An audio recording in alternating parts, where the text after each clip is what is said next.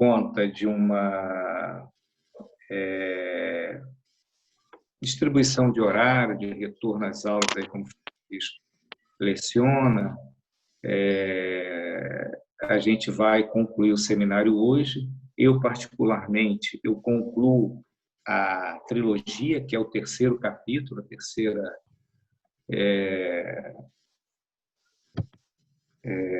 terceiro livro, que é o Pai Humilhado, né? Junto com a quarta aula, que é mais a questão da transferência. Então, na verdade, eu termino hoje, mas finalizando a trilogia de Claudel, certo? Com isso, a gente vai trazer à tona toda essa questão da contemporaneidade, como fechar isso com a trilogia de Claudel. Só vou fazer uma pergunta, vocês estão me vendo, está tudo direitinho? Porque o Valnei, você tá com uma coisa ligada, Valnei? Valnei, dá uma olhadinha. Tá? Um pouquinho. Tá todo mundo me vendo? Assim, tá tranquilo? Tá tudo certo. Se tiver alguma coisa errada, por favor. Beleza? Estou vendo tranquilo. É porque tem alguma coisa aqui que eu... Desculpa, eu sou meio jurássico aqui, ó. Samara, tá ok? Deixa eu pedir uma ajuda técnica aqui, só um minuto.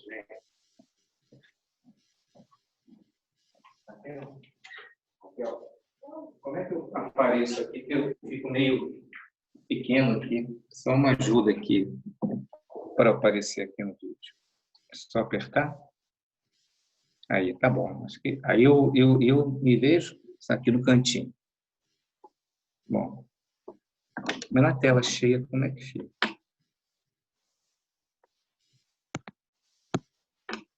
Aí fica... Pronto, gente. Deixa eu ajeitar aqui. Deu? Vai cair. Está muito frágil assim, não? Vai cair. Não tem que estar tanto forte. Tem que ser um livro, não? Não cai, não? Tudo bem? Me ajeitei aqui porque eu estava meio sem posição. Tudo bem? Então, vamos lá. Como eu estava dizendo, a última trilogia chama-se O Pai Humilhado. Valeu, Valnei. Claudel, né, século XIX, século XX, escreve essa trilogia no momento que a França, né, passava ali, no contexto de uma França onde ocorria a Revolução de Napoleão I, certo? Que tinha como o seu ajudante, vamos dizer, o seu fiel ali, o Barão de Teleru.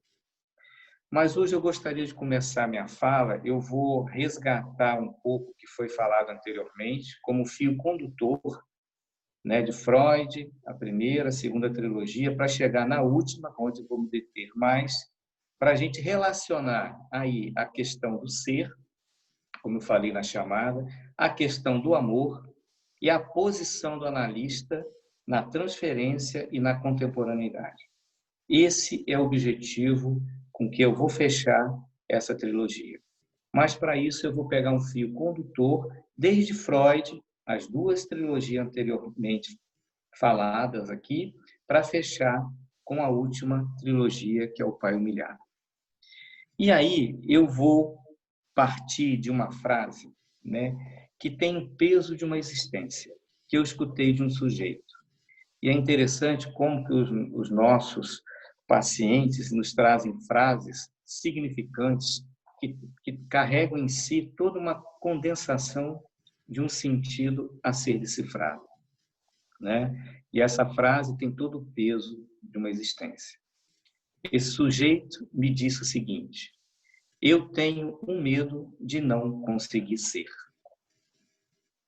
Olha que interessante. Eu tenho um medo de não conseguir ser. A questão do ser, né, ela atravessa desde a tragédia antiga, a tragédia moderna com Hamlet e a tragédia contemporânea com Claudel. E essa questão, essa frase dita por essa pessoa, por esse sujeito, parece que traz em si mesmo algo de universal, mas que é a cada vez que ela é pronunciada dentro de um determinado contexto histórico, mas traz a mesma questão, que é a questão da existência. A gente pode ver isso em Édipo. Eu vou falar como isso compareceu ali em Édipo, comparece em Hamlet e comparece com as crianças até os dias de hoje, né? Essa questão. Oi? Tudo bem aí? Tudo bem, pode seguir, Antônio. Então, tá bom. Em Édipo, no momento em que ele descobre, né, que ele sai, ele busca fugir do destino, mas ele vai ao encontro dele, mata o pai e casa com a mãe, Jocasta, sem saber. Quando ele sabe, ele tem a seguinte expressão: pudesse eu não ser. Que quer dizer, melhor eu não ter nascido. Quando ele descobre que ele esposa, né, a própria mãe e é irmão dos filhos dele. Diante dessa tragédia, diante desse destino que lhe fora traçado, né, ele diz, pudesse eu não ser. Então, você vê que a questão do ser já é colocado aí em Édipo. Em Hamlet, que é considerado uma tragédia moderna, você já tem ali uma célebre frase que é ser ou não ser? Eis a questão. Trazendo para os dias atuais, a gente vê isso nas perguntas e indagações das crianças, né? Um dia, uma menininha falava assim comigo, né? Onde eu estava ou o que eu era antes de ter nascido? Você vê que essa questão do ser, da existência, de vir à vida, ela está colocada desde sempre e é respondida de maneira diferente, com a mesma estrutura, dependendo da época. E como que a questão do ser aparece na própria experiência psicanalítica? Não é? A gente vai ver isso logo na primeira trilogia de Paul Claudel, O Refém, e depois eu vou comentar a seguir. Vou citar aqui Lacan, logo na primeira página dessa trilogia, como ele coloca a questão do ser e qual a posição do analista aí. Adiante, eu vou trabalhar isso melhor. Eu vou citar Lacan aqui. O que deve ser a posição do analista na transferência? Diante do apelo do ser, o mais profundo, que emerge no momento em que o paciente vem nos demandar nossa ajuda e nosso socorro. Então, o apelo ao ser que o sujeito faz na transferência, como que o analista pode responder? Essa é a questão que nós vamos tratar ao final dessa apresentação. E é por isso que também o apelo ao ser, o Lacan mesmo vai dizer isso, tem a ver com amor. Esse amor sublime, a realização desse amor supremo, que as paixões, o amor, paixão, que ele vai trabalhar ali nos pares amorosos, Signe e seu primo George, Luís de Confontaine com Lumire e, por último, na tragédia do pai humilhado, ele vai trabalhar com Pensée e Orion. Como se o sujeito quisesse ali se realizar no ser que se apaixona pelo outro e quer fazer um. Quem aqui não teve uma experiência quando jovem, ou mesmo quando adulto, de querer se realizar no encontro apaixonado com o outro, de se perder, de se fundir ali. Por isso que Lacan fala que ele vai articular, principalmente a partir da última trilogia, a questão do amor. Certo? Mas antes de chegar a isso, vamos fazer um trajeto. Vamos seguir um fio condutor para que a gente possa fundamentar o que eu estou colocando aqui no início. No início da nossa apresentação, há 3 encontros atrás, eu trabalhei 2 textos do Freud, O Mal-Estar da Civilização e O Futuro de uma Ilusão. E tem uma pergunta do Freud, ali no último ano da sua existência, num texto denominado Esboço da Psicanálise, que é de 38, Freud morre em 39, talvez em meses aí, não tem aqui o mês que ele escreveu esse esboço, ele coloca uma seguinte indagação, eu já coloquei para vocês, mas que eu tomei ao pé da letra e tento elaborá-la, respondê-la à minha maneira. Cito Freud nesse esboço da psicanálise. Permanece sendo questão da mais alta importância teórica, questão que ainda não foi respondida.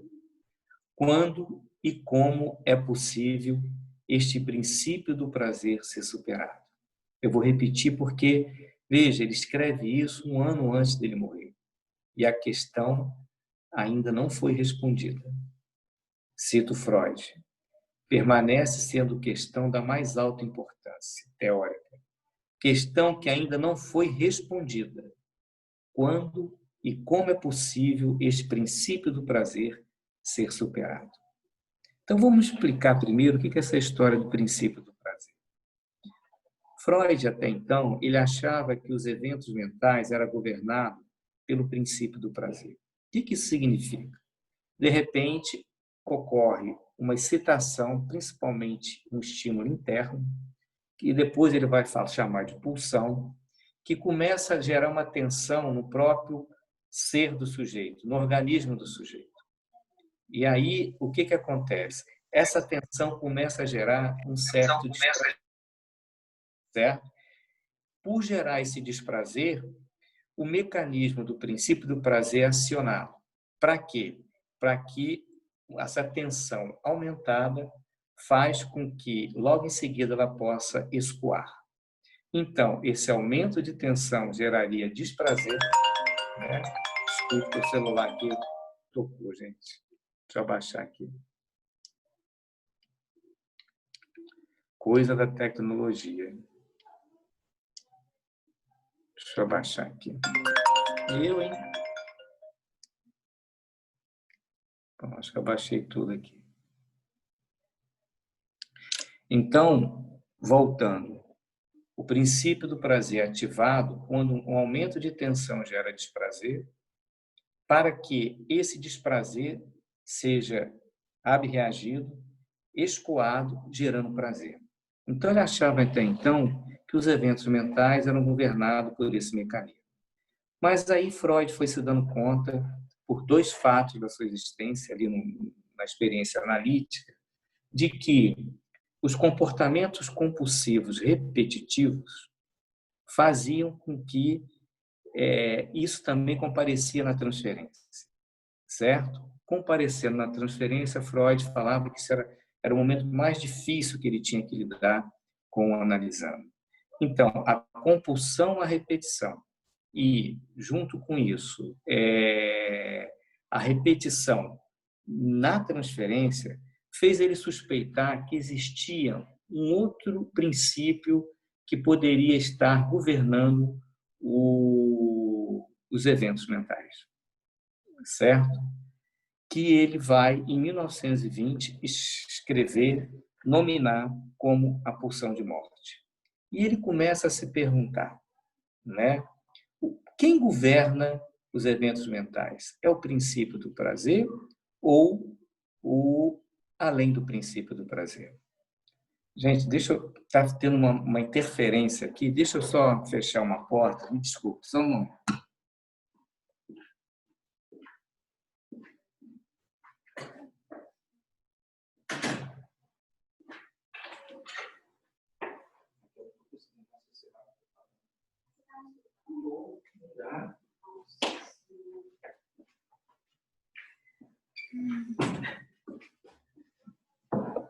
Pronto, gente. Dar seminário em casa tem essas particularidades, né? Enfim. Então, ele reconhece que tem uma força, uma tendência à destrutividade que ele vai chamar de pulsão de morte. Então, ele se pergunta, o que governa os eventos mentais? O princípio do prazer ou além do princípio do prazer? Uma hora ele acha que é o princípio do prazer, outra hora ele acha que é o além do princípio do prazer. E aí ele escreve em 23 o problema econômico do masoquismo. E ele vai se deparar com a seguinte questão. Ora, se o prazer e o desprazer deixam de ser sinais, avisos de que algo vai mal ali nos eventos mentais, e o prazer e o desprazer passam a ser objetivos, quer dizer, o sujeito ele busca o desprazer ou busca o prazer, então o princípio do prazer fica comprometido, por conta de um certo ir além. Por isso que o masoquismo, esse sofrimento a mais, ele se depara com isso, então o princípio do prazer fica, vamos dizer assim, bagunçado, né? Nesse sentido, seria a pulsão de morte que sobrepuja o princípio do prazer. Mas ele oscila. Olha, ele acha que é uma tendência restitutiva da homeostase do princípio do prazer, que é aumento e baixa de tensão, e outra hora ele acha que é repetitiva. É Lacan que vai dar um passe nesse impasse do Freud. É Lacan que vai avançar. Isso é bonito, o Lacan faz isso com Freud. E ele mostra como Freud leva os seus impasses às últimas consequências, né? Quer dizer, para o Lacan chegar nesse ponto e poder dar um passe nesse impasse do Freud, é porque o Freud já tinha esgarçado várias tentativas de poder responder a isso. E volto a dizer, em 38, um ano antes dele morrer, essa questão permanece em aberto. Talvez permaneça em aberto até hoje, mas não no sentido de que devemos fechá-la, mas que nos convidando a continuar trabalhando. Então, o que Lacan fala? No Seminário 11, nos 4 conceitos da psicanálise, tem um capítulo chamado Psique e Automaton. Gente, isso tudo tem a ver com ser, daqui a pouco eu vou dizer aonde. Ele vai dizer o seguinte: existe uma tendência restitutiva, quer dizer, que vem restituir um estado de tensão, que ele vai colocar do lado do princípio do prazer, que ele vai chamar de automaton, que é a cadeia, a repetição da cadeia significante, e vai dizer que tem uma tendência puramente repetitiva, que ele vai chamar de tique. Isso que traz algo novo. Então, quando analisamos, está no consultório, falando, ele repete, às vezes se queixa, mas vou falar isso de novo, você insiste, é porque é na batida dessa repetição que algo de novo pode surgir. Um dizer, né, que possa ali franquear um prazer, vamos chamar de um gozo, além do princípio do prazer, né? É com isso que o analista trabalha, aposta que algo pode ser franqueado para além do princípio do prazer, mas não sem o princípio do prazer, certo? Isso é importante de dizer, porque a pergunta que fica é como franquear, então, um gozo para além da homeostase. Por quê? A homeostase implica que você só aumenta e baixa. E isso, como que você pode, então, aumentar essa insistência sem cair num prazer tênue, né? Que ele vai comentar isso no mal-estar da civilização, certo? Vou tomar um pouco de água.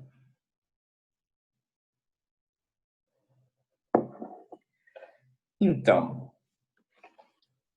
uma outra forma de colocar essa coisa de ir além do princípio do prazer, a gente pode colocar da seguinte maneira: como ir além do pai com o pai? Naquela frase célebre de Lacan, prescindir do pai à condição de se servir dele. Quer dizer, você vai além do pai, mas sobra um resto, um resíduo fálico que permite que você aborde o campo do feminino. Então, existe alguma coisa que você vai além, mas você não rompe com o princípio do prazer. Você não joga o pai fora. É a mesma coisa do não todo fálico. O campo das formas da sexuação, o lado masculino, o lado feminino, eu não estou aqui com os esquemas, mas de um lado tem o falo do campo masculino, do lado do campo da mulher você tem uma perna no campo fálico e o outro no S de abarrado, que é no vazio. Dizendo que ele não fala não todo fálico. Ele fala não todo fálico. Você só pode abordar o campo não todo, o vazio, o campo do feminino, se você estiver ancorado no fálico. Então, você aborda fazendo uma certa transgressão, indo além, mas sem romper com esse princípio do prazer, com o pai, com o falo. E aí, no texto Mal-Estar da Civilização, o Freud, né, que já estava na sua teorização, se dando conta dessa queda da imagem do pai numa sociedade que começava, os valores da época, de uma sociedade vertical, começavam a ruir. Isso vai ficar mais claro em Claudel, certo? Na contemporaneidade. Não é à toa que ele vai tratar a temática do pai, perpassa toda a obra do Freud. No Mal-Estar da Civilização, ele vai se perguntar: o que os homens esperam da vida e querem nela realizar? E Freud mesmo responde: eles querem ser felizes. Olha o ser, eles querem ser felizes. E assim permanecer. Ora, permanecer feliz sendo é algo impossível. Por quê? Porque a felicidade, o prazer, implica num certo intervalo, num certo contraste, de uma certa efemeridade para que você volte a sentir prazer novamente. Porque se você estender o prazer para além de um certo limite, diz Freud, você vai ter uma satisfação tênue. Poxa, mas a gente pensa assim. E com o próprio Freud, que ele insistia que, mesmo sabendo disso, você deve insistir em chegar mais próximo de uma realização, de uma existência. Mas se a gente se contentasse com um prazer tênue, um prolongamento, né, a gente não se contenta, a gente quer insistir. Então a pergunta é recolocada da seguinte maneira por mim: como franquear um gozo além do princípio do prazer, ir além do pai, mantendo uma insistência numa certa transgressão, sim, sem romper com esse limiar e principalmente sem se sentir culpado. Né? Se vocês lembrarem a história do Totem Tabu, os filhos se reúnem, matam o pai, né, para ter acesso àquele gozo supremo, mas ao matarem o pai, só tem uma parte do pai, mostrando que há uma impossibilidade de um gozo supremo, e logo em seguida se sentem culpados por isso e vem o amor pelo pai. Você vê que essa coisa de matar o pai, depois se sentir culpado, mata de novo, isso fica num ciclo fechado. Então, como você pode franquear, que é aí que entra a questão do desejo, né? Numa insistência, naquela repetição de uma insistência, né? Onde o desejo pode ser sustentado. É isso que Lacan vai trazer na trilogia de Claudel, que ele chama de a tragédia do desejo. Então, vocês veem, né, não é por acaso que essa história do ser, no futuro e na ilusão, o Freud vai falar do sentimento oceânico, certo? Do sentimento que o sujeito quer se unir com o universo, quer fazer um.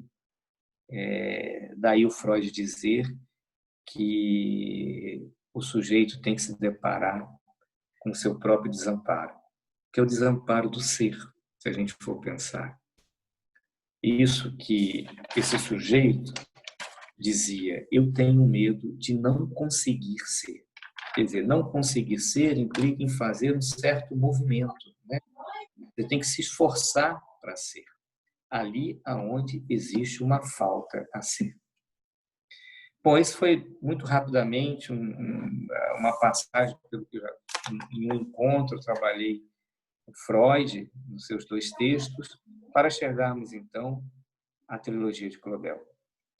Eu sei que eu já falei sobre isso, mas vou trazer o fio que nos leva sempre em mente a pensar, articular essa questão do ser, essa questão de ir além, essa questão que vai se exemplificar no amor sublime, na realização de um amor para além da vida, na morte, na eternidade, e trazendo para a posição do analista na contemporaneidade.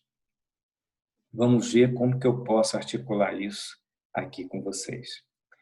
Para isso, vamos lembrar um pouco do que se trata na primeira trilogia, que é o refém.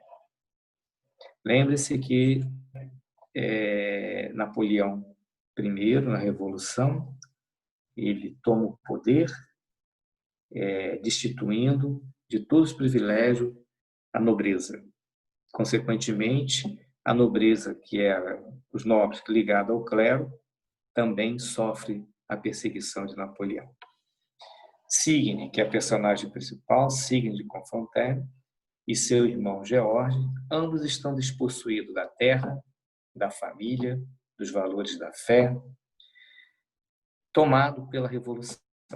Inclusive, os pais de Signe são mortos numa guilhotina pelo barão de Terelure para dar exemplo da Revolução.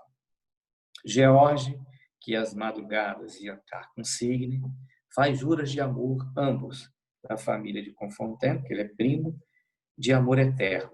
Lá adiante eu vou citar como que ele traz essa questão do amor na eternidade, se realizar algo do ser aí. Ele leva, então, o Papa Pio, o pai de todos, para a casa de Signe como fugitivo. Ele, como fugitivo, por isso que o nome dessa primeira trilogia é o refém, ele é um pai impotente, a sua palavra já não tem a mesma força que anteriormente, e para não ser entregue aos inimigos, Terelure, que sabia que ele estava lá, faz uma proposta a Signe, mas não a faz diretamente. Ele salva de entregar o Papa aos inimigos, mas desde que Signe case com ele. Veja, Signe, que foi ama de leite da mãe de Terelure, se vê obrigada aí a renunciar toda a sua causa daquilo que restou do reinado de Conflans, para salvar o Papa. A condição dele é o seguinte: casa-se comigo e eu libero o Papa e não entrego aos inimigos. Mas quem vai levar esse convite não é Terelure, é o confessor de Signe, o abade Bodilon. Ele vai apelar a Signe, que nesse momento recusa. Só que ele insiste, não pela força, mas pela fraqueza. Uma fraqueza que é peculiar a cada um de nós. Ele apela à fraqueza de todos nós, de salvar o Pai. Ele fala que o Pai é impotente, que vai ser entregue aos inimigos, e que ela, Signe, poderia viver um momento histórico de salvar o Pai de todos, desde que ela renuncie à causa que ainda mantinha viva, a causa do seu ser. Signe ainda fala que, pelo amor de Deus, não me peça isso, mas isso é um convite fascinante, ser esteio daquele que vai ser um mártir para salvar o Pai. E ela então cede. E cede tudo. Ela cede as suas terras,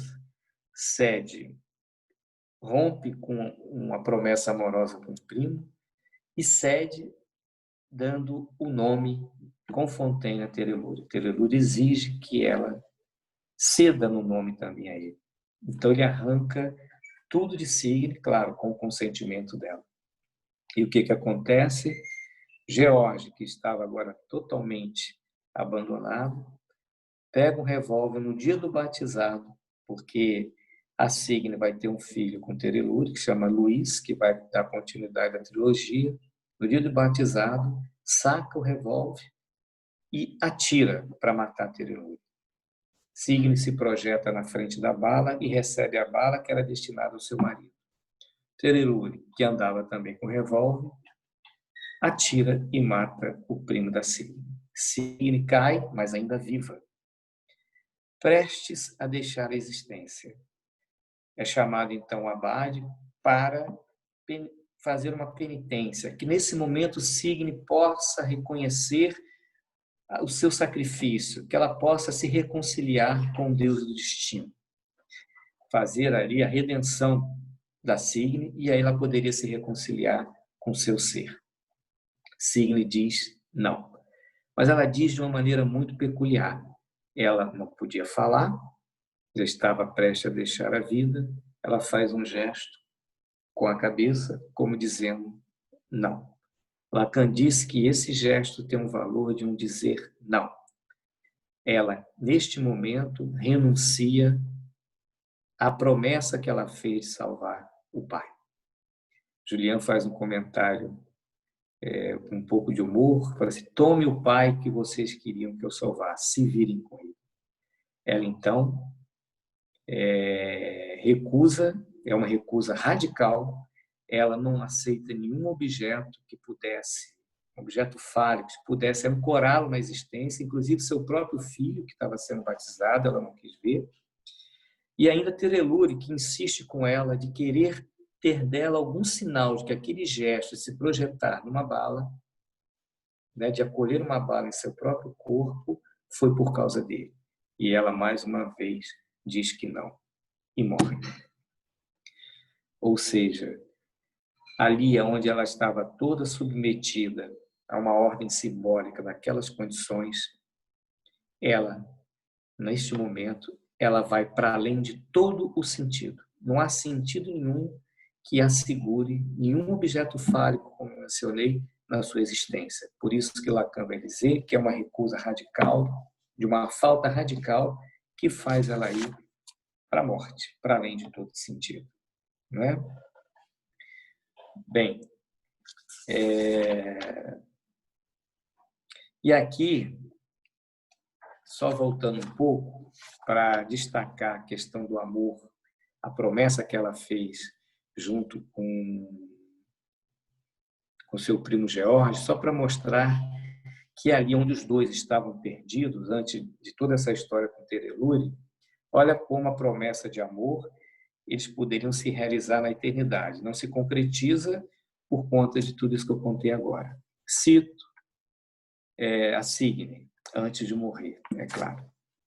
Com Fontaine, sou tua, toma e faz de mim o que quiseres, que eu seja uma esposa, ou já para além da vida, lá onde o corpo não serve mais, nossas almas, uma a outra, soldem-se sem qualquer mistura. Vê que isso lembra um pouco o sentimento oceânico que o Freud falava, de você acreditar na ilusão de que você pode, na relação com um objeto, no caso amoroso, né? Aqui, você pode se fundir e se perder, e nisso realizar algo do ser. Mas isso, você vê, é uma ilusão de que você poderia se realizar isso na eternidade. Bom, passemos então à segunda trilogia, O Pão Duro.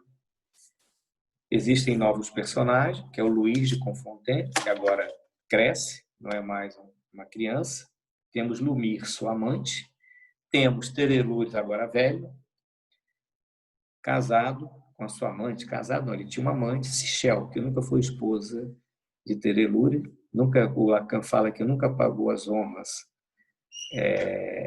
de ser uma esposa, né? E quem mais que tem nessa aí? Lumir? Isso. Esses são os personagens principais. O que se passa? Aqui, nessa trilogia, a segunda, Lacan deixa bem claro a imagem do Terelure. Ele fala que é um velho, já está um velho caquético, é cínico, ele rouba, ele transgrediu a coisa da revolução, é violento, toma conta de tudo, que faz eco aqui ao pai totêmico de Totem Tabu, né? Inclusive, Lacan fala que ele abordava as mulheres, né, do filho, né, dos outros, para ficar com as dele, em troca, que depois nós vamos ver que Sichel fica com a morte do Terelure, que eu vou relatar, fica com Luís. Então, toda a finância ficou de posse dele, não deixou nada para o filho, que estava, vamos dizer assim, numa precariedade financeira, devendo 10.000 francos à sua amante Lumir, que ela tinha, era um dinheiro para a causa da Polônia, que ela se dedicava, ela empresta ao Luís, e mais 10.000 francos que Luís devia por conta da terra. E Terelure não dava nada da herança para esse filho. Esse filho, então, chega perto desse pai e pergunta: você não gostaria de ver um filho continuado assim? O Terelure fala assim: para um Terelure já basta um, sou eu. Então o filho era um rival, restando a Luís, então, para ascender um lugar na ordem simbólica, matar o pai. Lumir, que estava interessado de receber a dívida, vai cobrar do pai, não do filho, porque o filho não tinha. Mas o pai recusa em pagá-la. Sichel, que era amante do Terelure, já não gostava, já estava numa condição ruim nessa relação com ele, as duas tramam a morte do velho Terelure. E de que forma que elas tramam isso? Primeiro, elas armam Luís, que até então não estava engajado nessa tarefa. Elas se reúnem e planejam. O Luís teria 2 pistolas com bala de festim, que fariam um grande barulho, né? E matariam Terelure de susto. Veja bem, um pai morrer de susto, Lacan vai dizer que é uma caricatura, é uma forma bem degradada, humilhada desse pai cair. O Luís aceita e vai, né, estar com o pai, tem um diálogo com ele, esse que eu falei anteriormente, e saca a arma, faz o barulho e o Terelure cai de susto. Lumir chega depois, né, pega o dinheiro que estava e o Luís falou: espere um momento. Foi ver uma das armas estava carregada de bala de verdade, caso falhasse as balas de festim. Terelure morre, né? Luís, então, vai suceder ao pai. Lacan vai dizer que vai ser um Terelure igual ou pior que o pai. E Lumira, sua amante, o convida para ir com ele à causa da Polônia, onde ela vai morrer, ela vai ser um mártir. E convida o Luís para isso, né? Mas Luís, que está já numa outra dimensão, recusa acompanhar a sua amante. Deixa eu ver aqui uma passagem em que mostra o momento em que Lumir faz esse convite. Luís fala que ama, mas que ele não iria nessa jornada, né, onde a tendência era morrer. Cito aqui as palavras é interessante, agora que eu estou me dando conta, são as mulheres que fazem essas falas desse amor na eternidade, desse convite, que também vai ser feito pela Pensée. Cito aqui a Lumir, neste momento delicado. Ela fala para Luís: estamos sós, os dois, neste horrível deserto. 2 almas humanas no nada, que são capazes de se dar uma à outra. E num só segundo, semelhante ao detonar de todo o tempo que se aniquila, de substituir todas as coisas um pelo outro. Não é bom estar sem perspectiva alguma. A vida fosse longa, valeria a pena ser feliz, mas ela é curta e existe um meio de torná-la mais curta ainda, tão curta que a eternidade aí caiba. Luís disse: nada tenho a fazer na eternidade. Ele recusa, e por ele recusar Lumi, agora Terelure morto, ele vai se casar, vai ser amante também, vai ter como amante, melhor dizendo, a mulher do pai. O Lacan faz um comentário que é o Édipo às avessas, né? Uma forma bem caricatural de colocar a questão.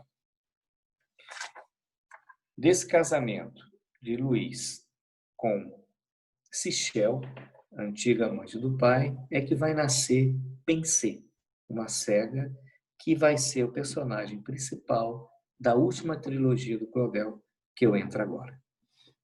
Nessa trilogia, temos Pensée, temos Orion e seu irmão Orso, que é um duplo dele mesmo, temos Sichel e o Papa Pio. O que acontece? Pensée.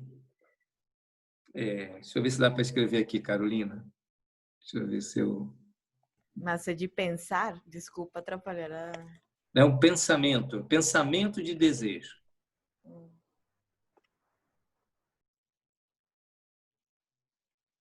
É pensée, mas tem um acento aí no primeiro E, tá? Pensée de Confontaine. Obrigada. Tá? Mas é interessante a sua pergunta, porque é um pensamento de desejo, Lacan brinca com isso, um pensamento de desejo de pensamento, é um pensamento vivo, em carne e osso, pela questão do desejo. Ela é uma cega, ela encarna no próprio corpo a castração. Ela chega num baile que está acontecendo, né? Ela desfila, ela causa desejo, e Pensée vai fazer incidir o seu desejo no jovem Orion. Quem é Orion?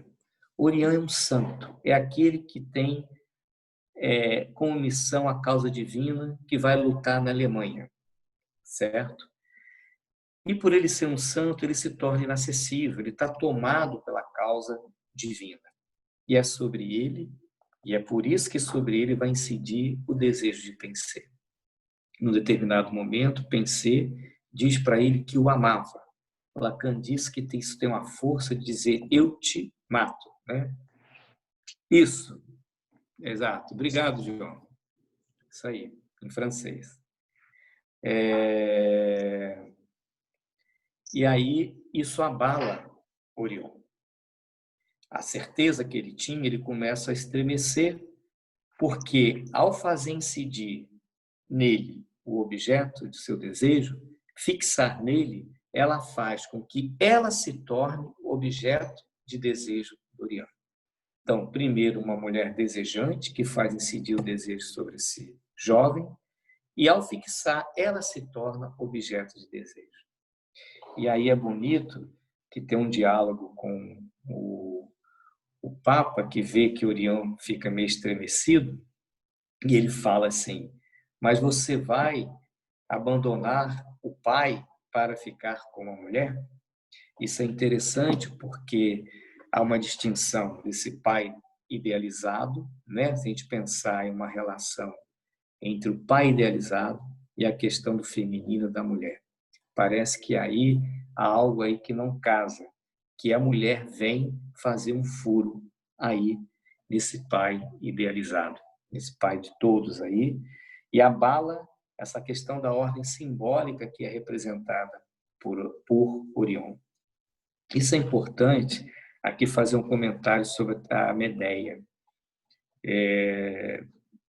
Para quem não sabe, enfim, me permito fazer só um pequeno comentário, tem tudo a ver essa história da mulher questionar a ordem simbólica.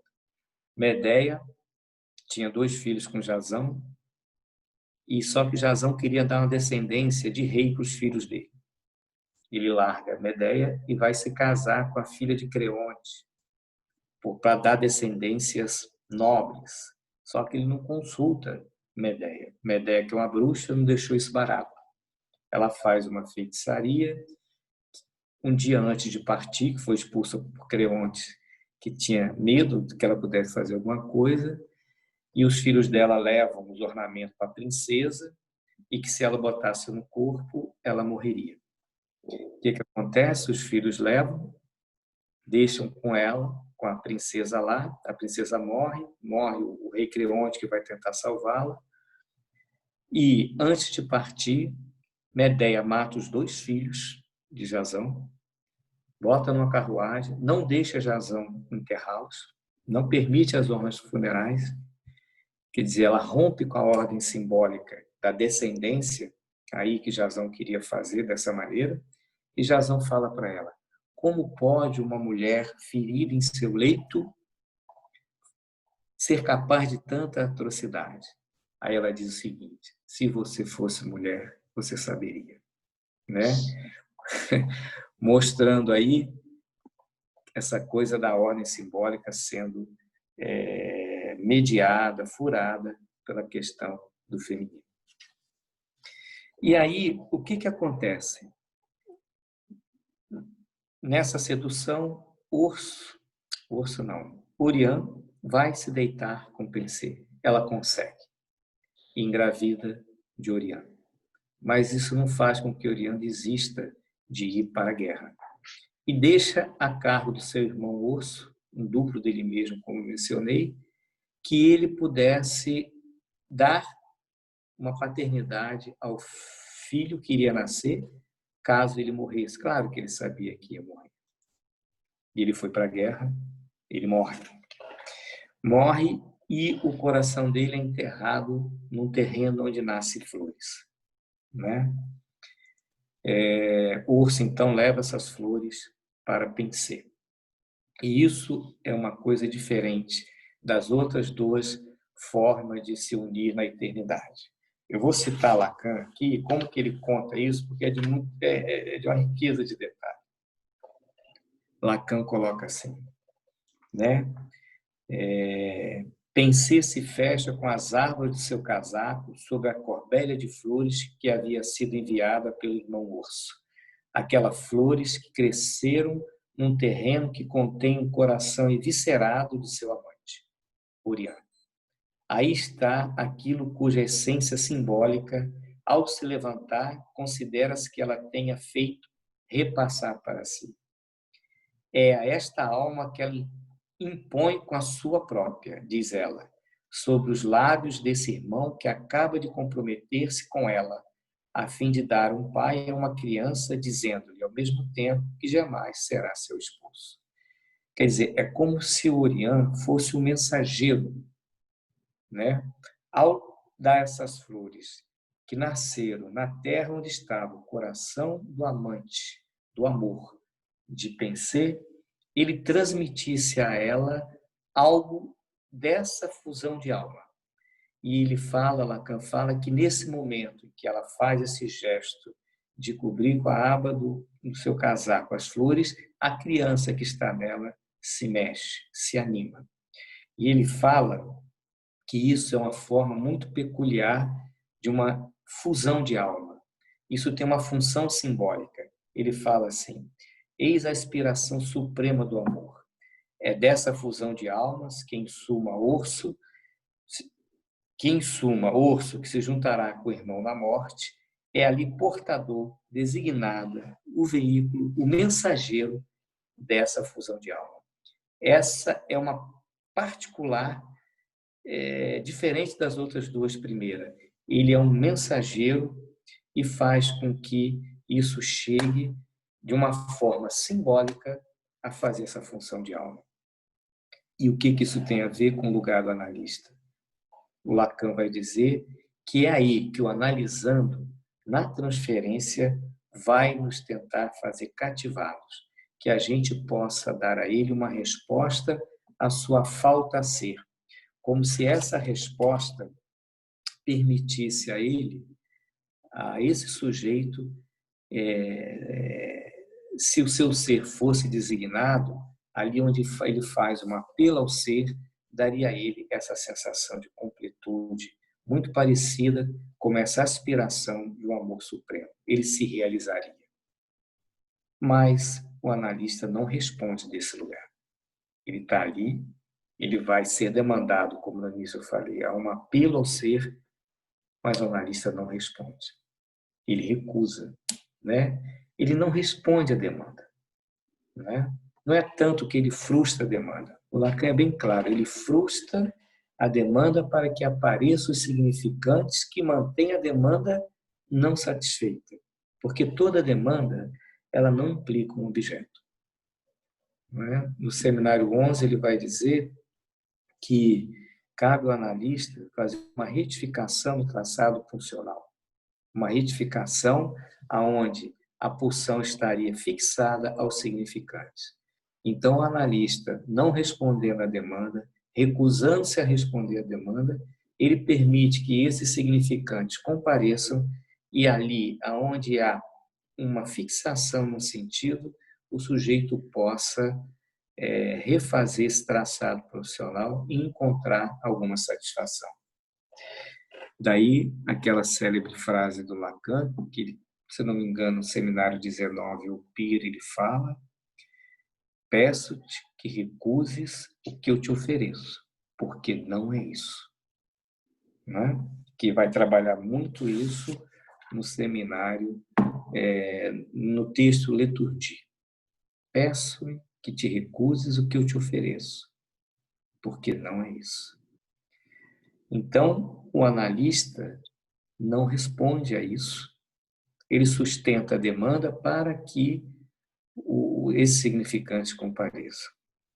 E Lacan, então, vai dizer o quê?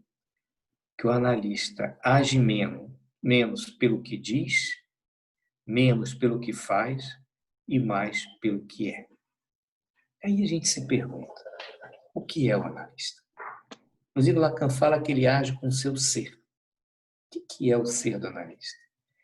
Então, o que Lacan está preocupado ao longo de toda essa trilogia de Claudel não é tanto discutir a contemporaneidade em si, embora ele traga vários elementos que nos permitam isso. É que ele quer discutir o lugar do analista na transferência. E na transferência, no momento histórico da contemporaneidade. Em 58, na direção da cura e o princípio do seu poder, quando Lacan diz que o analista dirige o tratamento e não o sujeito, ele vai falar 2 anos antes, que o analista paga com a sua palavra, paga com a sua pessoa e paga com o seu ser. Isso só é possível porque o analista passa pelo processo analítico. E se vocês acompanharem a trilogia, ali um pai onipotente, na figura de Terelu, tomba, né? E que vai aparecer um objeto causa do desejo. Por isso que o Lacan vai falar que a geração deve ser contada em 3 tempos. Primeiro, a marca do significante, o não do signo. Depois, a expulsão do objeto rejeitado, na figura de Luiz. E o aparecimento do objeto do desejo, o objeto parcial. O que é importante destacar é que Lacan fala desses três tempos das gerações. O que Lacan está tentando fazer, e eu penso que ele faz ao longo de toda a sua obra, é dar uma formalização, uma topologização desse lugar que vai para além de um certo limite, para além do princípio do prazer, como eu vinha dizendo. Esse lugar ali é onde há uma falta estrutural, que neste momento da obra do Lacan, em 1960, ele vai colocar o pai morto, né? Esse lugar deixado vazio, que vai ser preenchido com símbolo fálico. Lacan, com isso, ele quer dar uma topologia desse lugar. Nesse momento, ele vai usar o esquema Z, né? Mas, ao longo da sua obra, ele vai aperfeiçoar isso com novos instrumentos, com novas figuras topológicas, Kraskap, garrafa de Klein, os toros e, por fim, o Noble Romeo, né? Aonde ele vai dar uma configuração. Eu não vou me deter nisso aqui, até porque isso também demanda estudos, a escola está trabalhando nesse sentido. Como que você pode configurar esse furo do simbólico através dos nomes? Então, a pergunta que fica, então, é se o analista age menos pelo que diz e pelo que faz e mais pelo que é, a pergunta que o Lacan traz nesse seminário é: o que é o analista, então? E aí, com a relação disso com a contemporaneidade? Estou terminando, tá, gente? Se a gente vive num mundo onde se diz que é uma queda do patriarcado, há uma queda dos valores da fé, da paixão pela terra, esses valores tradicionais, comparecendo mais a morte do Deus do destino, né? Desse Deus que está morto, temos aí um vazio, Então, a própria psicanálise só pode surgir nesse momento, né, nessas condições históricas. O que é o analista aí? O analista vai ser esse que vai acolher uma demanda que, por conta dessa nova configuração social, mais horizontalizada, o sujeito, então, como dizia esse sujeito que eu mencionei no início, eu tenho um medo de não conseguir ser. E o sujeito, diante dessa angústia de não ser, diante dessa falta radical, ele, dentre várias possibilidades que a cultura oferece, ele pode buscar um analista que, ao invés de responder, vai possibilitar que ele, com seus significantes, os ditos que o constituíram, através do discurso do outro, dos seus pais, da sua geração, ele possa construir uma resposta que possa, ao invés de responder o que ele é, circunscrever um furo, né? um contorno a esse gozo que você gostaria, que você experimenta como invasível, né? Ao tentar ser. Aquela expressão, gozo, logo sou. Um gozo bordeado através de um furo, da onde pode surgir o desejo. Né? E aí eu termino a minha fala utilizando... Não, antes disso, um detalhe. Não há unanimidade como que o sujeito lida com isso na contemporaneidade entre os analistas. Os analistas, né? Ele tem analistas, o próprio Lacan, nesse texto da trilogia, ele vai dizer: se o Deus do destino está morto, se hoje pode-se renunciar, pode-se ter a possibilidade de renunciar à dívida simbólica, que é a dívida estrutural, com essa falta, né, que você só pode responder para encarar o mal-estar, o desamparo do ser com o desejo. Se o sujeito hoje, na contemporânea, pode renunciar a essa dívida, então ele vai dizer que o fardo pode ser ainda maior. Ele não tem mais a quem responsabilizar pelo seu destino, a quem maldizer, então ele carregará um fardo maior, ele vai ter que se maldizer, porque o destino pode não ser mais nada. Isso Lacan aqui. No Seminário 21, quando ele fala usa a expressão nomear para, que ele fala que é a ordem de ferro, que ele chama de uma degenerescência catastrófica, esse nomear da mãe, o filho para isso, para aquilo, né? E aonde isso é uma forma de tamponar esse vazio da onde podemos desejar. Mas temos, por outro lado, acredito que o Lacan não fique nisso, né? Ele aposta exatamente no desejo. O próprio Freud, lembro vocês aqui que no diálogo com um pastor, se eu não me engano, ele fala que o sujeito, diante do desamparo, ele pode fazer bom uso dos seus recursos. Ele diz assim: já é alguma coisa, de qualquer modo, alguém saber que está entregue a seus próprios recursos, aprender a fazer o emprego correto deles. Mas, para isso, terão que admitir para si mesmo toda a extensão do seu desamparo e insignificância na maquinaria do universo. Não podem mais ser o centro das atenções, objeto de eterno cuidado por parte de uma providência benevolente. Freud era otimista, Lacan também. O que eu vejo alguns analistas, não cabe aqui citar nomes, que advogam mais por essa passagem do Lacan, que é um fardo maior, que o sujeito pode se maldizer ao poder renunciar à dívida simbólica, e outros que falam que pode ser uma libertação, que o sujeito pode fazer uso do seu recurso, não está submetido ao Deus do destino, então ele pode fazer um bom uso desse desamparo a partir do seu desejo, né? Não fecho aqui a questão, quem está certo, quem está errado. Acho que Lacan dá elementos, e Freud também, para que essas duas visões estejam presentes. não todas, né?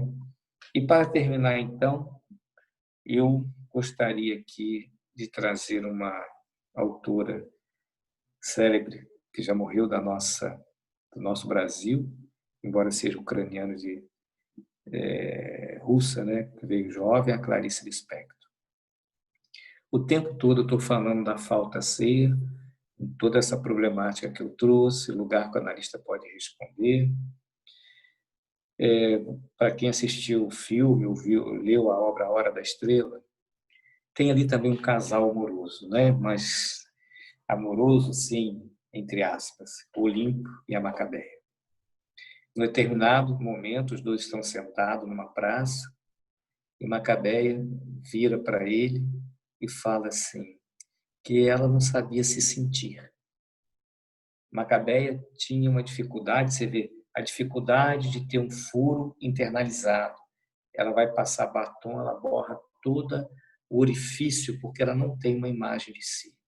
Ela escuta a rádio relógio todos os dias para marcar o tempo. 4 horas, 5 minutos, 10 segundos. Isso não é da época de vocês. É tan, tan, tan. Macabeia, então, vira para Olimpo e pergunta assim. Fala assim, depois pergunta. Olimpo, quando era criança, eu gostava de olhar para um poço para ver aquela coisa sem fundo, aquela profundidade. E vira para ele e pergunta. Olimpo, você sabe se eu posso comprar um buraco? O Olimpo fica desnorteado, fala que ela só faz pergunta difícil, etc. E tal. Imaginemos por um momento que Macabeia esteja com o analista e faça essa pergunta para ele. Senhor analista, você sabe se eu posso comprar um buraco? Como é que o analista poderia responder? Uma resposta possível seria: não, mas você pode fazer um buraco. E é isso que a análise, dentre várias coisas, vem propor, que o sujeito possa circunscrever melhor o seu buraco, seu furo, sua falta estrutural. Circunscrevendo essa falta, você margeia o gozo que te invade. Esse, além do princípio do prazer que te invade, ele pode estar circunscrito, articulado. Amor, desejo e gozo. Numa frase de Lacan, fazer o gozo, condescender, como é que é mesmo? O amor fazer o gozo condescender ao desejo. Acho que é essa a frase.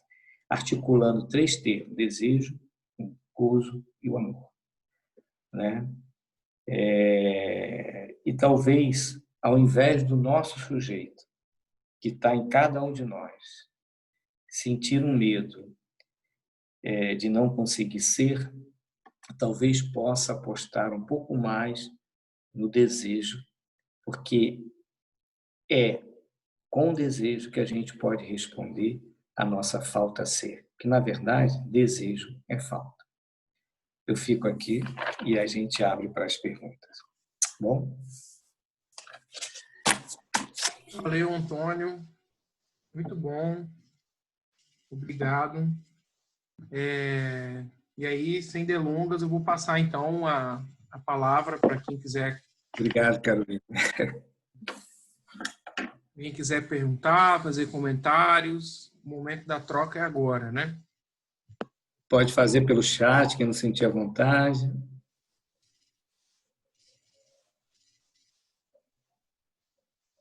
Pode ir, Carol.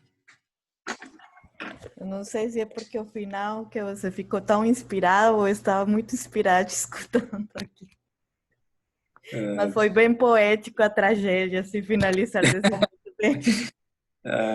Teve um bom Obrigado. drama para finalizar. Então, primeiro, eu acho que agradecer por você fazer todo esse trajeto que tem feito, né, nessa trilogia, que eu acho que não é à toa que você escolheu para apresentar as 3, né?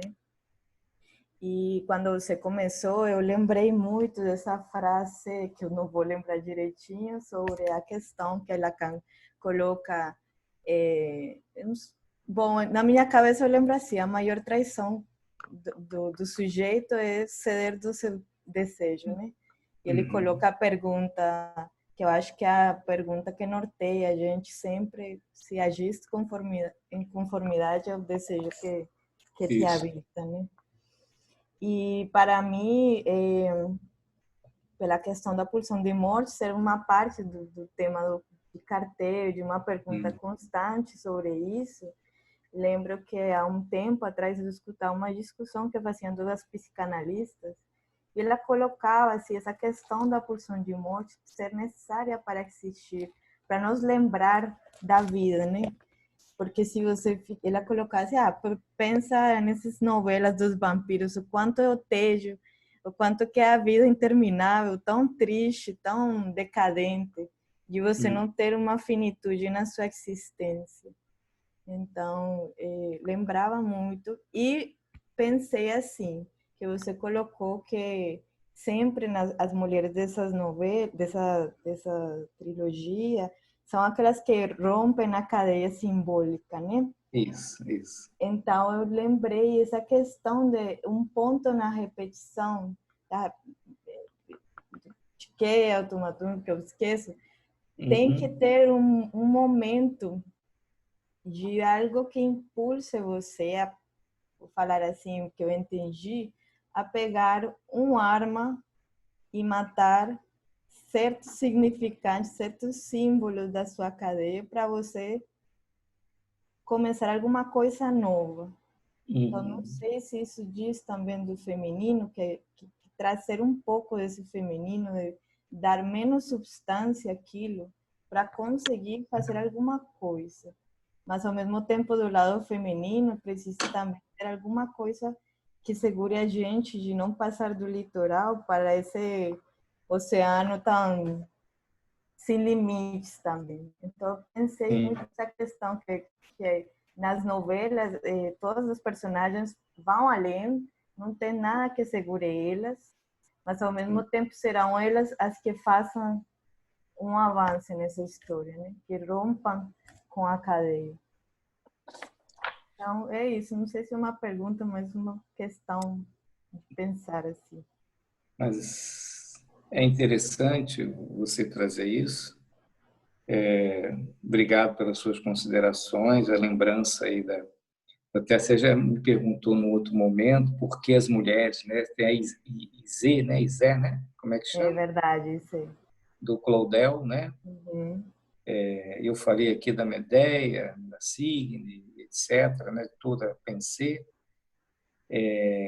O Lacan, em algum momento, ele fala que você só pode abordar o campo através do amor, né? Tem coisa assim, ele fala assim, quase uma continuidade para abordar esse campo do feminino, né? É interessante, se você pensar, se não tem mais pai, pai no sentido, é bom deixar claro, né, gente? Pai no sentido desse outro que vai responder pela nossa existência, pelo nosso ser. Se não existe esse outro que possa responder, né? O que tem aí é um lugar vazio.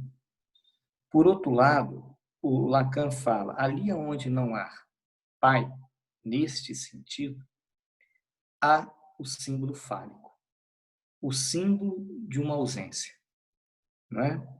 Na dialética da castração, o Lacan fala, primeiro o filho acredita que o pai tem, mas em seguida, né, o pai tem que dar prova que tem, mas em seguida ele dá prova que tem o falo como símbolo de uma ausência.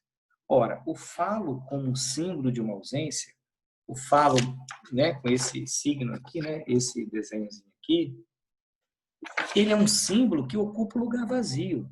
Então ele ocupa o lugar do feminino, né? Como se você também só tivesse acesso ao feminino passando pela castração. Você, né? A castração que está do lado da forma da sexuação do macho, do masculino, você a castração dá abertura para você abordar o campo do feminino. Se você for direto, como disse, você cai na loucura. Como você falou, essas mulheres que passam ao extremo. Mas o Lacan usa isso para exatamente mostrar esse ponto, né, que tem ser, me parece, de alguma forma, ela recua.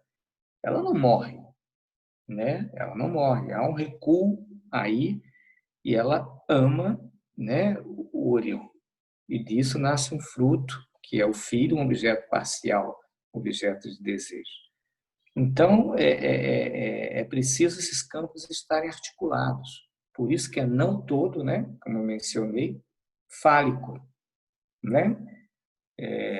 Você te vê que algumas mulheres, quando ficam muito devastadas na relação com a mãe, elas se agarram no falo e se tornam muito machos, vamos dizer assim, muito poderosas, né, como uma defesa frente ao feminino. E ali na análise terminável e interminável, Freud mesmo dizia que o sujeito vai ter que se deparar, tanto o homem, né, vai ter que submeter um outro homem, e a mulher se deparar aí com a inveja do pênis, embora aí há o rochedo da castração, mas ambos, para sustentar o desejo, tanto o homem quanto a mulher, tem que frequentar, passar, franquear algo do feminino. Daí essa coisa de que a mulher vem romper com uma ordem simbólica no sentido de uma fixidez, né? Uma fixidez. Então, é isso, né? Beleza. A Jaqueline também. Jaqueline gostaria de falar. Também. Tá legal, Esmeralda. Tudo bem. Vamos na sequência aqui, que a Jaqueline já tinha apontado. Jaqueline está por aí ainda? Aqui sim. Estou aqui sim, Francisco. Fica à vontade. Te agradeço, viu? Agradeço, Antônio. Te agradeço, Francisco. Algumas vezes eu pude assistir online e a maioria eu assisti depois, porque eu tô com uma bebê e às vezes o horário não bate. Mas agradecer infinitamente pela transmissão, né? Ainda estamos nos modos. Por mais que estamos falando aí de uma derrocada, né? Do pai, né? Receber essa transmissão de vocês foi muito importante, principalmente nesse momento, né? Que a gente tem se perguntado, então, qual é o lugar que vamos ocupar, então, nessa clínica? E eu fiquei assim, estou apaixonada por todo o percurso, né, de tudo que vocês compartilharam e transmitiram. Mas vou falar igual a colega, né, Carolina. Estou apaixonada por essa última parte, principalmente pela riqueza desse momento de transição que a gente está experimentando, né, que está gerando tanto até angústia, porque a gente parece estar no meio dela, assim, né, desse queda, desse patriarcado. E eu não conhecia muito profundamente a obra de Claudel, mas me remeteu muito à trilogia tebana do próprio Édipo, né? Quando o Édipo em Colono também está castrado, estrangeiro, não dá nada para o pai, para os filhos, dizem não vou dar nada, né?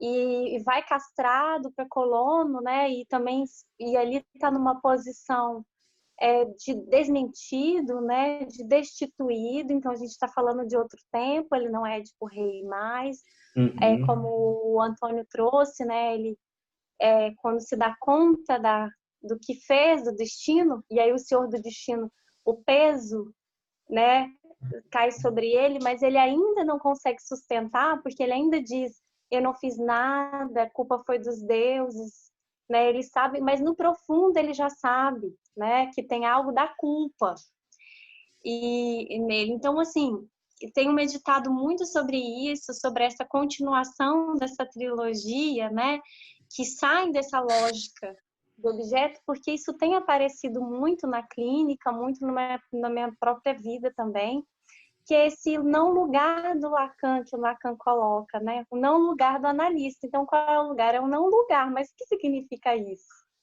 Então, é muito profundo o que você trouxe, né? O que todos os dois têm trazido nesse percurso da gente pensar o modo de subjetivação que estamos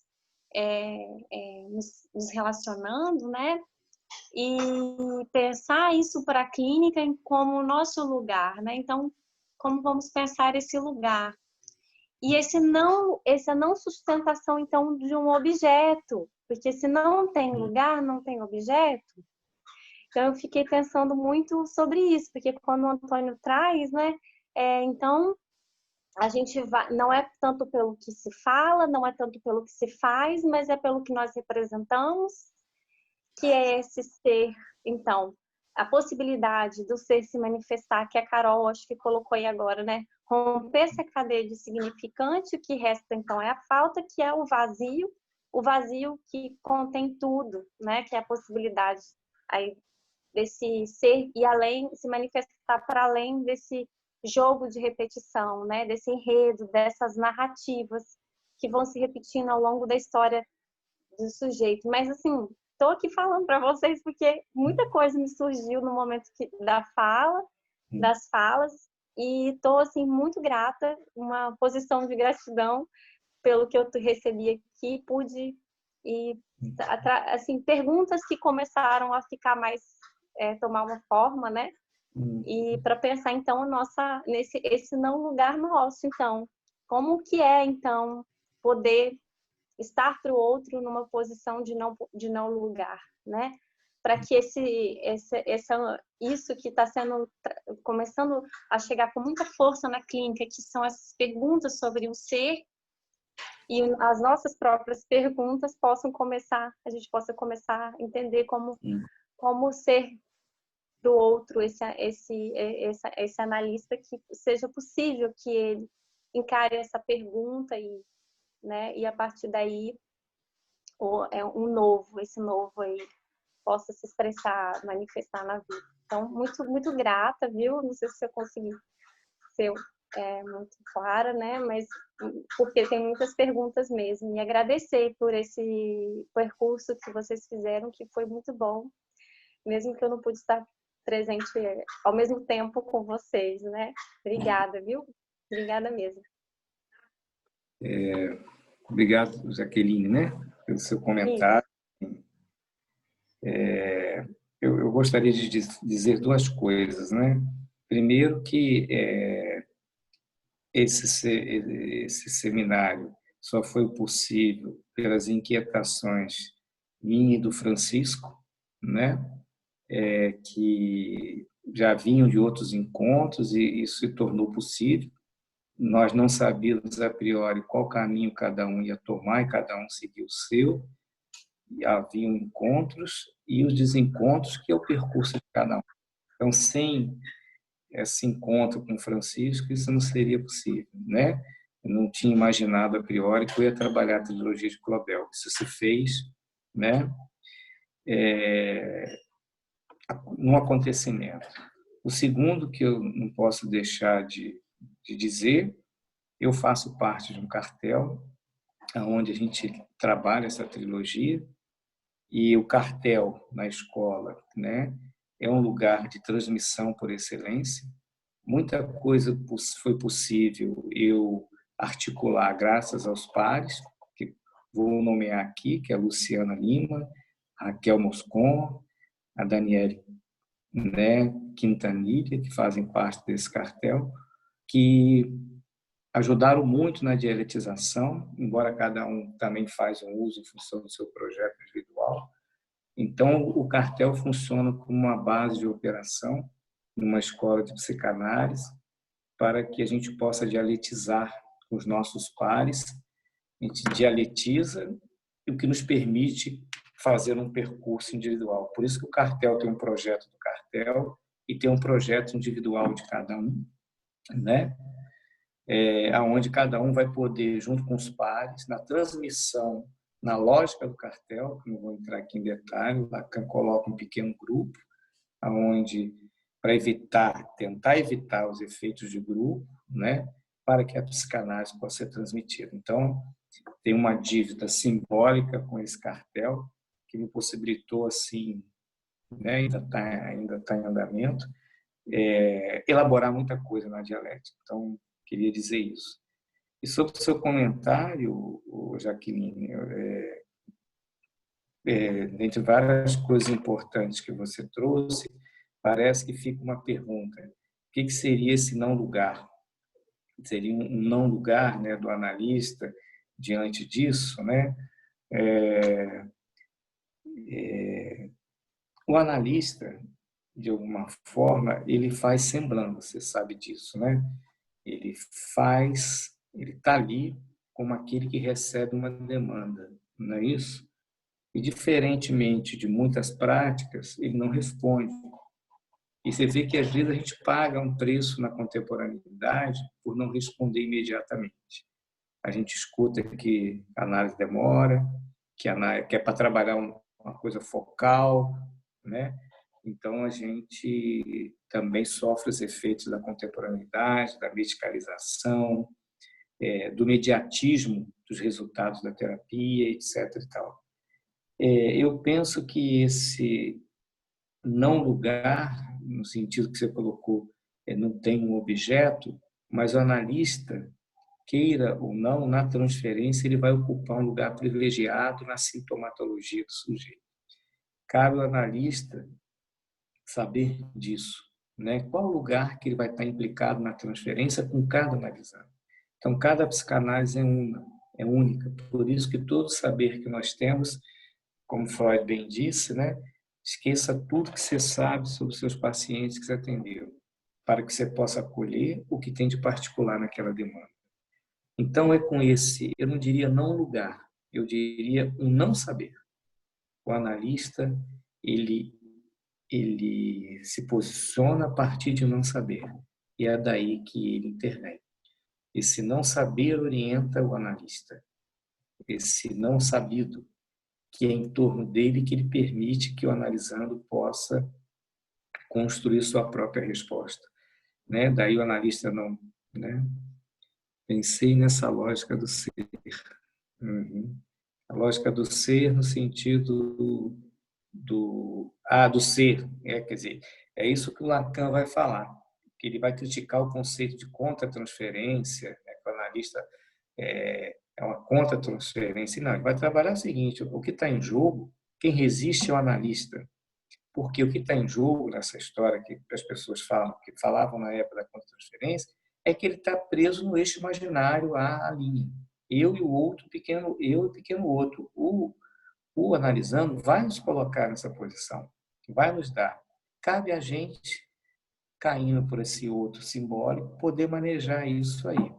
Mas só é possível, né, alguém fazer isso, um analista, se ele passar pelo processo da análise, né? Sem isso, ele não consegue escutar para além, olha a questão do além do que é dito. Aquela frase: te peço que recuse o que eu te ofereço, que não é isso, né? Suportar esse lugar, qual o lugar do não saber, para que o sujeito possa fazer apelo ao ser, mas para descer, né? Descer, fala ser, que o Lacan vai falar mais no final. Enfim, é isso. Obrigado pelas suas considerações, pelas suas palavras. E só acrescentaria uma coisa que eu escrevi: assim como signo, podemos talvez dizer que o analista nessa posição causa de desejo, né?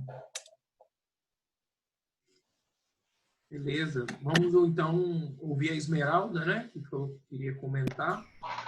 Fica à vontade, Esmeralda. Tá, tudo bem. Primeiramente, quero agradecer, né, esse seminário maravilhoso, que foi muito rico para mim, essa troca, né, foi muito importante. Agora, assim, eu queria perguntar uma questão. O Lacan vai falar em dois tipos de amor, né? O amor paixão e o amor sublimação, tá?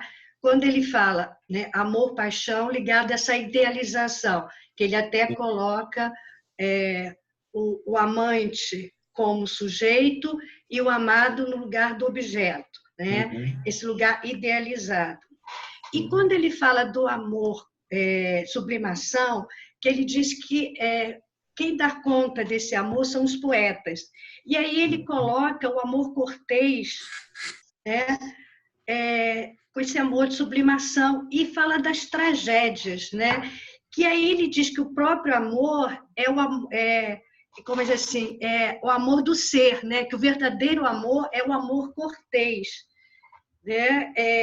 E aí eu queria que é renunciar a esse objeto amado. Eu queria que ele pudesse falar um pouco. Se essas tragédias, porque ele fala, né, que é a poesia que vai dar conta desse amor sublimação. E ele fala que o próprio amor é o verdadeiro amor, amor cortês, que é o amor do ser, né? E aí quando eu penso, né, quer dizer,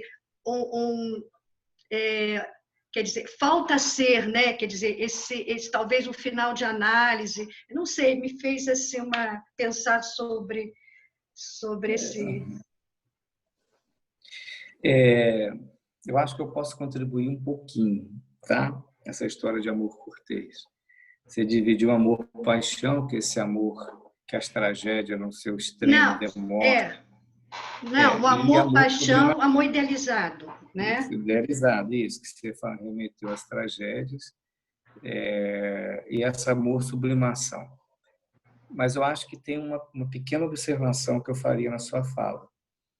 Vamos pensar, o amor cortês era o amor em que a dama era divinizada, não é isso? O cortês, um objeto inacessível, divinizada, inacessível. O Lacan fala o seguinte, abordar a mulher pelo amor cortês, essa mulher também idealizada, divinizada, é uma forma, ele usa esse termo, obliar, escamotear que a relação sexual não existe. Então, o amor cortês ainda é uma forma de não se deparar com a não relação sexual. Ainda é algo, fica ali, né, colocando a dama nesse pedestal. O amor que eu entendo é o amor, a gente poderia falar sexual, o amor que por exemplo, advindo da castração. Ele faz até a comparação, um homem só pode abordar uma mulher a partir da castração, né? Então, eu não sei falar muito sobre o amor nunca parei para tematizar, elaborar melhor o que seria esse amor na sua dimensão da falta. Amar é dar o que não se tem. Né? Eu estou falando um jargão, mas isso aí demandaria todo um desdobramento. Esse é o verdadeiro amor. O amor que tem se interessa é que ele quer que aquilo que Orion não pode dar. Então, amar é dar o que não se tem. O que não se tem é a falta. Então, o verdadeiro amor vem daí. O amor cortês ainda é uma forma de escamotear que a relação sexual não existe. Né? É o que eu posso te responder assim, de imediato, Esmeralda. Tá bom. Obrigada. Essa e uma outra coisa... amor cortês, ele fala isso, se não me engano, está no seminário 20, mais ainda ele está ali. É uma outra coisa, assim, que também, quando você está falando dessa decadência, né, da contemporaneidade, né, da questão da verticalidade, esse nome do pai aí, a gente pensa em função, né?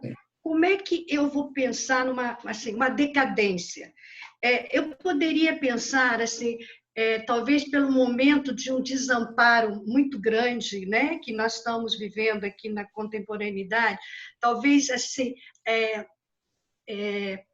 esse precisar de ter um pai consistente, um pai totem, buscar esse pai totem para dar uma certa consistência, um certo amparo, e não sei, uma coisa mais ou menos. Porque quando fala em decadência, se fala em função, né? Aí eu fico... Não, mas você tem razão. Isso é importante que você está trazendo. Não é a função paterna que está decadente, é a imago desse pai todo-poderoso que poderia, com a sua benevolência, salvar todos e a tudo, é o Estado, né? Sua figura, vamos dizer, que pudesse também ser benevolente, qualquer um que viesse nessa função. Né, nessa função, no sentido de uma imago de um todo-poderoso. É isso que vem caindo, e o Claudel faz isso, ele se pergunta por que essa figura do pai, Claudel precisou colocá-lo no palco contemporâneo de uma maneira degradada e humilhada. Ele se pergunta por caricata, né? Porque o caricato torna a coisa exagerada, torna mais em evidência, né? Então, assim, não se trata porque a função ela vai vigorar em algum lugar que vai se fazer apelo a essa função, né? Então, não é um declínio realmente da função, mas dessa imagem que o Freud já localizava ali. Tanto é que eu acho tão bonito esse título que o Freud dá, O Futuro de uma Ilusão. É uma ilusão acreditar que existe alguém responsável por eu não gozar. Essa que é a questão. Existe um outro que a gente quer que exista, quer acreditar, que nos impede de gozar. Porque, na verdade, o que existe é uma falta de gozo. Se o sujeito pudesse realmente gozar plenamente, ele seria eu sou o gozo sou, né? Vamos dizer, uma expressão que teria outro desdobramento. Mas o que o Lacan fala é que existe alguma coisa na gente que nos impede de gozar plenamente. E só que ali onde existe uma impossibilidade de gozo, o neurótico traduz o quê? Meu marido me impede, meus filhos, o sistema, o pai, etc. Você coloca um obstáculo para não se deparar que a relação sexual que poderia fazer ela não existe. Em termos do senso comum, incompletude, né? E eu acho que na sociedade de consumo neoliberal, o sujeito não quer saber disso. Ele quer acreditar que é possível ter um objeto que vá.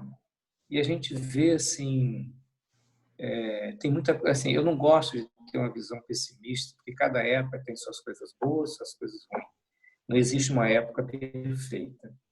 Cabe a gente tentar refletir, cada campo de saber com a sua particularidade, contribuir para uma reflexão do que está acontecendo hoje. Tem muita coisa boa, vários avanços das mulheres. Até pouco tempo as mulheres não votavam, o avanço das pílulas, um monte de coisas, conquistas que nós tivemos, também com a ciência, etc. e tal, mas como que isso afetou a subjetividade do nosso tempo, para que a gente possa tentar responder a isso de uma maneira um pouco mais, eu não gosto muito desses termos, eficaz. Tanto é que, ao final do seu ensino, Lacan vai trabalhar com o RSI, se perguntando o que faz com que a psicanálise ainda opere. Lacan sempre se preocupou em formalizar a sua prática. Sempre veio fazendo as críticas aos conceitos, ele mesmo falava, o próprio conceito de transferência, ele falava que pecavam menos pela prática, mas porque concebendo a transferência de um jeito, isso vai afetar. Ele falava de uma precariedade dos conceitos, uma pobreza dos conceitos, que ele vai tematizar.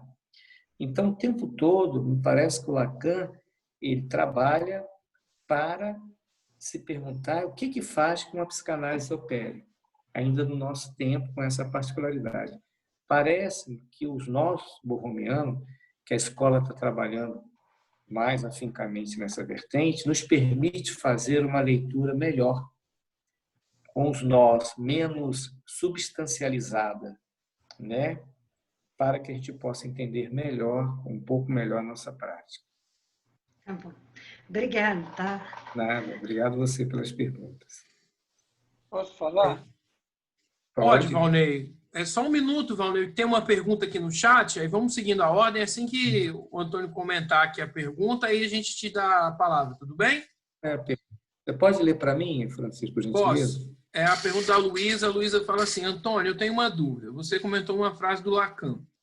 Só o amor permite ao gozo condescender ao desejo. De que forma o amor consegue exercer essa função? Luísa, que pergunta cabeluda. Né? Essa frase, você vê, ela tem amor, gozo, desejo. Né?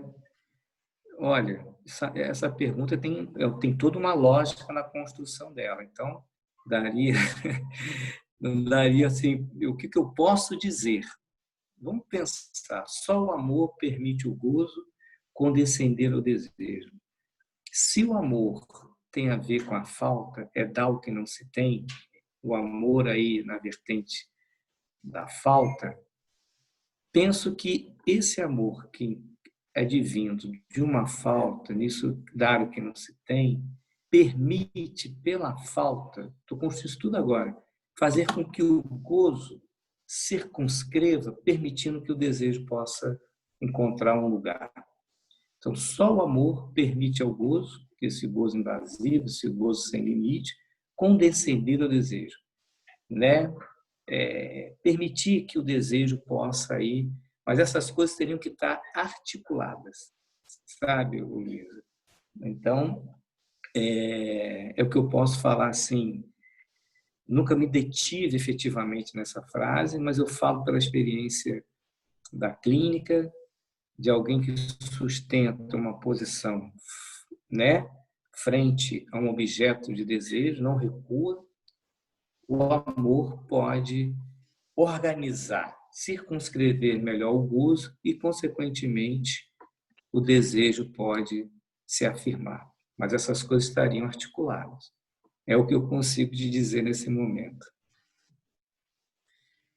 Vamos lá, Valnei, então? Vamos lá. É o seguinte, eu queria parabenizar a você, Francisco e Antônio Carlos, pela essa excelente apresentação do Antônio, que foi para mim uma valiosa contribuição ao meu cartel, né, que é a lei do princípio do prazer. Foi muito enriquecedor, né, para mim, para meus conhecimentos, e que eu, inclusive, pediria a vocês que vocês não acabassem com essa leitura, não, que vocês continuassem sobre uma outra forma, sobre uma outra maneira, que foi muito, muito legal. Essa última apresentação de Antônio Carlos aí mexeu muito comigo, né? Provavelmente na área do meu cartel, eu, a Carolina e a Edna. Então, se vocês pudessem arrumar uma outra forma, de uma outra maneira, e o pessoal, de uma forma geral, gosta muito dessa apresentação de vocês. E hoje, para mim, foi uma excelente apresentação do Antônio. Está de parabéns aí. Agora, tem uma questão comigo, sabe, Antônio?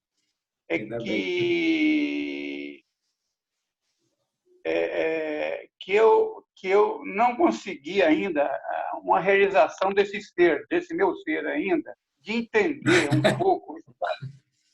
um pouco esse vazio que é a questão da morte, né? Essa questão da pandemia que está aí machucando todo mundo, né? Que vendo ontem falou em 100 mil mortos, né? E você fica pensando, mas como que esse ser Valnei, né, pode sair desse impasse, desse vazio, né? O que é que eu vim fazer nesse mundo? Para onde eu vou? O que é isso, né? É um pouco disso que você falou. Eu queria ouvir um pouquinho de você isso. Você falou vocês, né? Incluindo o Francisco aí. Bom, primeiro, agradecer as suas considerações, Valnei, e falar que você sempre foi um parceiro presente, juntamente com o cartel aí, a Edna, a Carolina. Quem mais que está? Desculpa se eu não estou lembrando. Cartéis de vocês sempre dialetizaram com a gente, né? Tiago.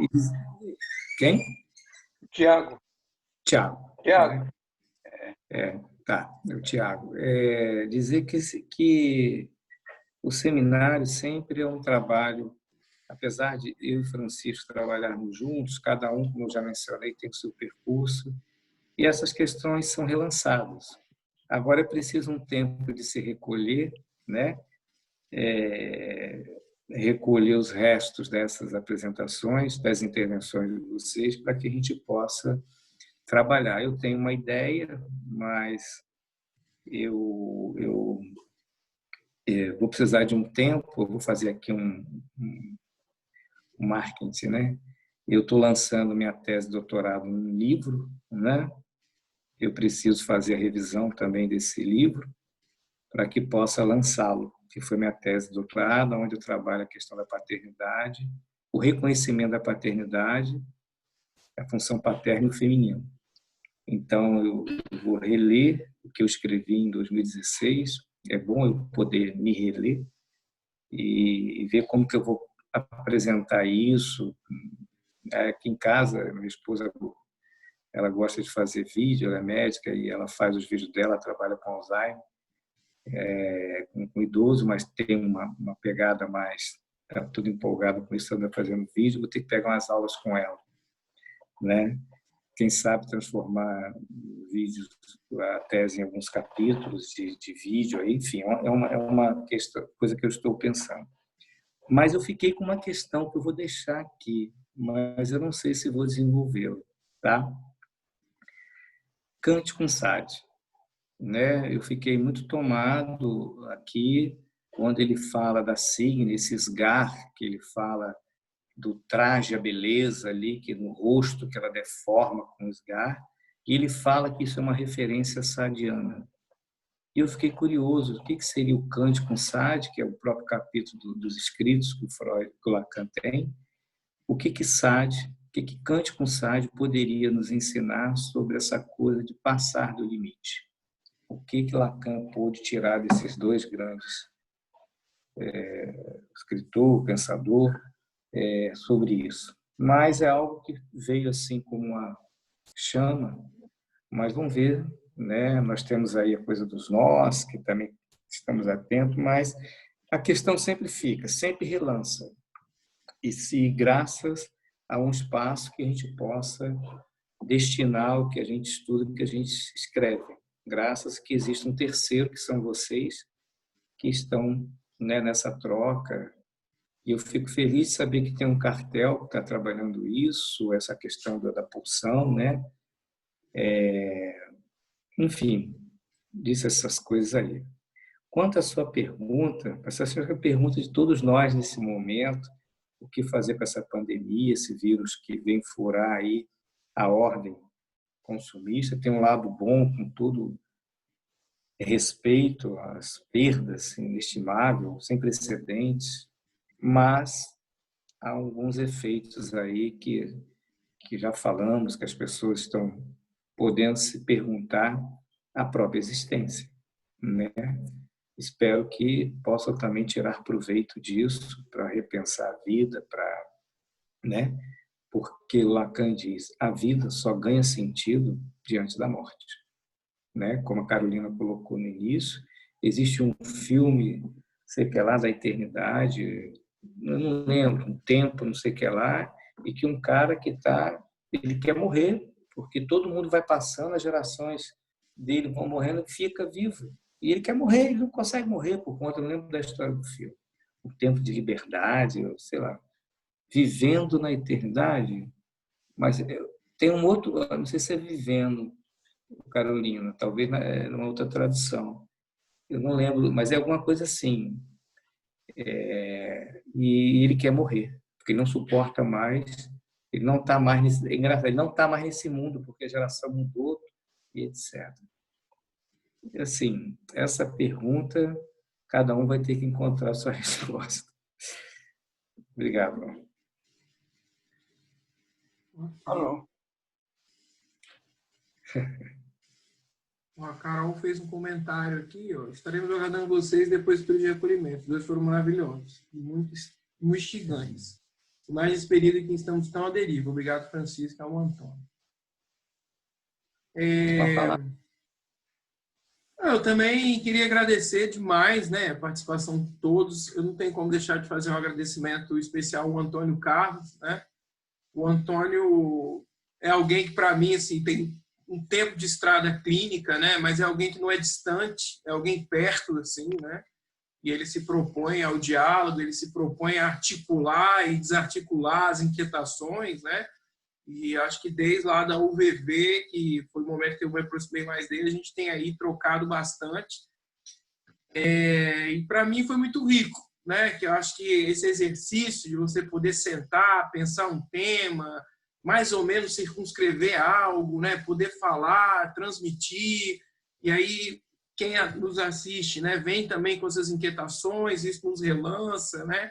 Eu sinto que há sempre um deslocamento, assim, né? Relativo a uma série de questões, uma série de perguntas que ficam fermentando, né? E que a gente vai sempre relançando, né?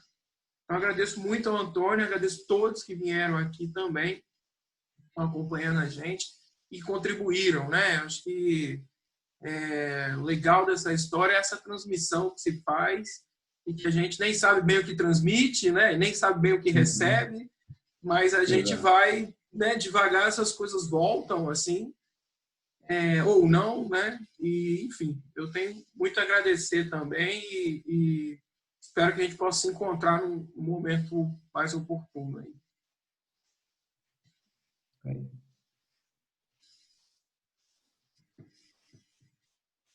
Tá bom? É isso, então? Finalizamos aqui. Pode ser. A Gilceia também. Obrigado, Gilceia. Valeu. Obrigado, Odisseia. Obrigado. Então, tá bom, gente. Tá joia. Valeu. Tá? Boa noite a todos. Abraço. Para você. Até a próxima. Valeu. Tchau. Tchau, boa noite. Tchau, gente. Obrigada. Tchau. Eu vou ficar com uma pena porque eu sou do Rio e aí não posso ter acesso aí a vocês em Vitória. Então, eu vou ficar morrendo de saudade. Ué, quem sabe, né? A gente não continua com online depois. De repente, isso explica algumas não esqueça coisas, de me avisar, de mandar, tá bom? Porque eu não estou em Vitória, não, tá bom? Legal. Tchau. Valeu, obrigado, Tchau, Francisco. Obrigado, Antônio Carlos. Valeu muito. Muitíssimo obrigado. Obrigado. Obrigado, Liz. Valeu. É isso.